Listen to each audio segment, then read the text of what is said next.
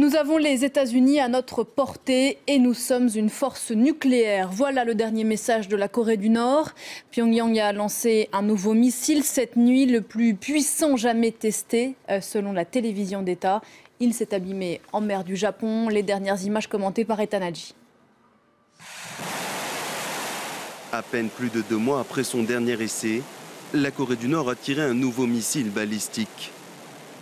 Le projectile a atteint la plus haute altitude des tirs effectués par Pyongyang à ce jour, parcourant quelques 1000 kilomètres avant de s'abîmer au large des côtes japonaises. Aujourd'hui, à 3h18 heure locale, un missile balistique a été lancé depuis la côte ouest de la Corée du Nord. Et il s'est écrasé dans notre zone économique exclusive. Cet énième tir nord-coréen intervient seulement 8 jours après la décision de Washington de réinscrire le pays sur la liste des États soutenant le terrorisme. Un geste qualifié de grave provocation par Kim Jong-un, qui avec ce tir montre à Donald Trump et à la communauté internationale que Pyongyang ne cédera ni aux menaces militaires, ni aux sanctions économiques adoptées par l'ONU. Ce tir de missile intervient aussi 2 semaines après le retour de Donald Trump de sa tournée en Asie, dominée notamment par la question nord-coréenne.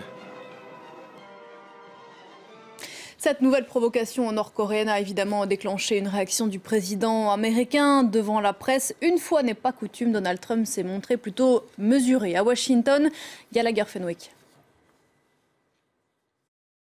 La nouvelle n'a pas pris de court la communauté du renseignement, mais elle a quelque peu bouleversé l'agenda présidentiel. Donald Trump voulait une journée consacrée à la réforme fiscale, mais il a dû à nouveau s'exprimer sur le sujet nord-coréen suite au tir d'un missile balistique intercontinental. Le président américain, pour qualifier cette nouvelle provocation militaire, a utilisé une formule aussi vague que menaçante. Il a dit, et je le cite, « Nous allons nous en occuper » et cela ne change rien. Toutes les options restent sur la table, c'est ce que répètent à l'envi les officiels américains comme le secrétaire à la défense Jim Mattis. L'option militaire reste donc elle aussi sur la table, d'autant que de vrais progrès ont été réalisés par les Nord-Coréens selon le secrétaire à la défense qui reconnaît que ce missile a voyagé à une altitude très largement supérieure au précédent. Comme ce fut le cas récemment, le secrétaire d'État Rex Tillerson tempère quelque peu pour sa part